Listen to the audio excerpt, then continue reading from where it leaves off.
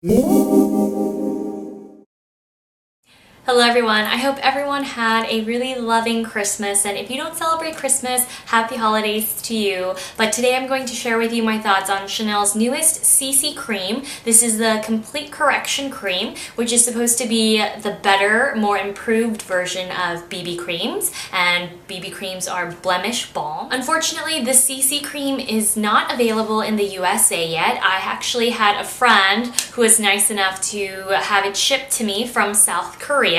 Currently, this Chanel CC cream is available in China, Taiwan, and South Korea. Garnier recently released a CC cream if you guys wanted to try a drugstore version, but I'm just going to share with you my experience between my favorite BB cream, which is the Dior Snow UV Shield, and this Chanel CC cream. So I do have swatches between the two, and I will have swatches of the CC cream compared to a lot of the Chanel foundations that I own later on in the video. But the bottom line is that CC cream is supposed to be a more universal formula. So it's supposed to be less greasy, so it'll be better for those with oily skin or combination skin, and it's not supposed to be as gray toned. So this is definitely more yellow toned. I love that it's not ashy looking on the skin. It smells great. It has a really light floral fragrance, almost reminiscent of YSL scents, but it fades within 30 seconds, so it's not too bad and it's very tolerable. Personally, like I said, I just love it. So the CC cream is actually a really great Chanel face product, and I think it's one of my favorite thus far. I really am impressed by this, and I have been wearing it a lot, even though it only comes in one color, which is 20 beige. And I'm going to show you how I use this and manipulate it to make sure it matches my face and my complexion properly. A lot of the reviews that I've been seeing complain about the fact that 20 beige is much too light for them. Generally, I wear 30 in Chanel foundation, so it's just one shade too light. But I'll show you how easy it is in the tutorial. I will show you how I apply it to my face, and you'll see how easy it is to manipulate this color. So let's talk about the packaging. Obviously, it's very, very simple. It's just a simple tube, and it has a squeeze bottle, Chanel logo on top of the black cap. I think it comes, yes, it does come with one solid fluid ounce, and it is formulated for those with sensitive skin. And I do like that it has an SPF of 30. The Dior Snow UV Shield BB cream has an SPF of 50, which is why I love it, because then I can just wear the BB cream without the SPF. But I do feel like the CC cream could have been a little less greasy. It's thinner in texture, even though it still has that dense look of the BB cream when you push them out of the tubes. But I feel like on the skin, it feels more like foundation. It's a little bit more fluid, has less coverage than the Dior Snow BB cream. But I do feel that the CC cream does last an hour or two longer on my skin, and it does better under powder foundation. It's a definitely more natural look, but if you are acne prone and you're trying to conceal blemishes and you want a more full coverage product, then I would definitely stick to the Dior Snow UV Shield BB cream. Even though the Dior Snow UV Shield BB cream is a little darker in color, so I think it matches more skin tones.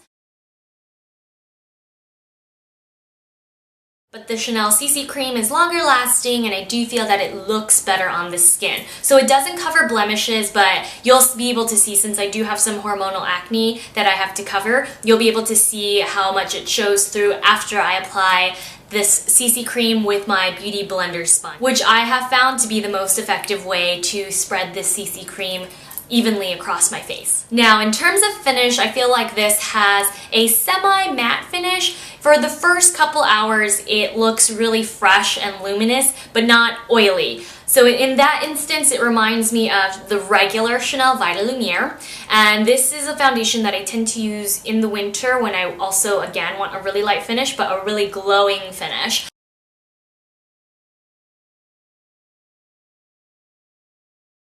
And as much as I love the Vita Lumiere, it doesn't last as long as the CC cream.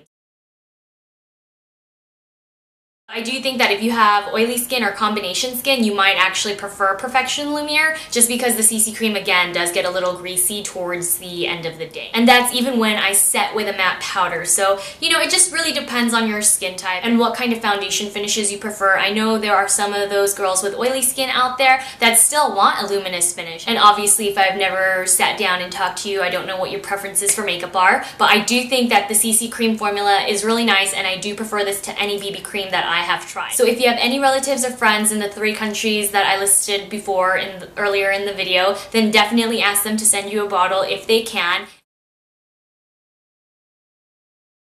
And again, my application method of choice is the Beauty Blender, so without any further ado, let's get started with the demo.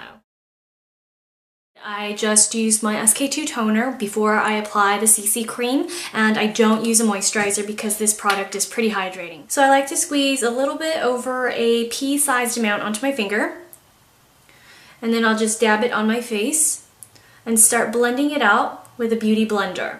So people generally tend to panic when summer rolls around and their foundations become too light for their skin, but today I'm going to show you how you can utilize a foundation that's slightly lighter than your skin color all year round. And a lot of people ask me about the Beauty Blender, so I'll just tell you now, I really do love it. I use the Beauty Blender every day now because of this CC cream, and especially when using a foundation that's lighter than your skin color, you want to focus all the product around this area, your cheeks and underneath your eyes, and then blend with as little product as possible toward the outside edges of your face. Now, as you can see, the foundation is still lighter than the rest of my face. It does tend to oxidize just a little bit, but really not by much. It stays relatively true to color even after a long day's wear. And before moving on, I did want to answer one more question about the Beauty Blender. Yes, it does soak up a little bit more product, which is why I add a little extra than a pea-sized amount because the product does get soaked up in here. But that's why you want to wash this every 2 days at least. And I do use the Beauty Blender cleanser to wash this off. So I do recommend buying this set because it's more cost effective, and I purchased them through Sephora.com. Now regarding the coverage, I would have to say that pea-size plus amount that I applied gives me about medium coverage. You can still see some of my blemishes. I have a little bit of hormonal acne at the moment because I've been super stressed out, but I have to say that I would use concealer with this if you have a lot of blemishes. So today I'm going to use my favorite, which is the Tom Ford Traceless Foundation Stick, but it's used as a concealer. And I waver between number 3 and 4. Today I'm just going to use 4 because I can't find my number 3, but I'm just going to cover the redness around my nose. And a lot of you tend to think the more concealer you apply, the better, but that generally makes your blemishes more noticeable, so I recommend just using as little as you can possibly get away with. I have been experiencing more dark circles these days, but I don't wear concealer every day. I only wear it on special occasions or when I'm filming.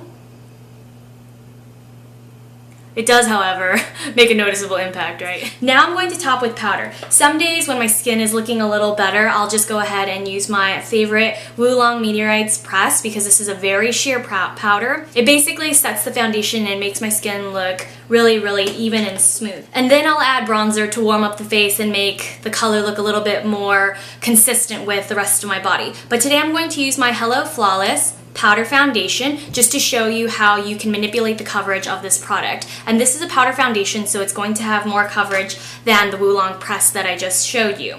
I like to use a stippling brush. I'm just going to pat this on my face. And as you can see already, this side of my face, which is only wearing the CC cream, is much lighter than the side that has the powder foundation on to complement the color of my natural skin tone, which is the I am cute as a bunny honey color, and it does match my skin perfectly. So that's why if you just top with a powder that matches your skin color, it doesn't really matter what color the product underneath is, so long as it's lighter. If it's darker, obviously your whole face will look darker. So really, it's better to have a lighter base than a darker base. So if your foundation is a little too light for you, don't panic. Just top with a powder foundation that does match your current skin tone and warm up the rest of your face with bronzer. It's really simple. And now that my complexion is nearly complete, I'm going to show you what it looks like using my favorite matte bronzer. This is the Tarte Amazonian Clay Matte Waterproof Bronzer in Park Avenue Princess, and I use this almost every day. So whenever I wear foundation, most of the time I am wearing bronzer just to balance out and counteract the lightness of the Chanel CC cream. And wearing bronzer gives a slimmer look to the face, so you might as well, right? And that's a wrap for my Chanel CC cream demonstration and tutorial. But at least you now know what a CC cream is, and you know that you'll be able to look forward to seeing it sometime at Chanel counters in 2013. So thanks so much for tuning in, everyone, and I'll see you all very soon. Bye.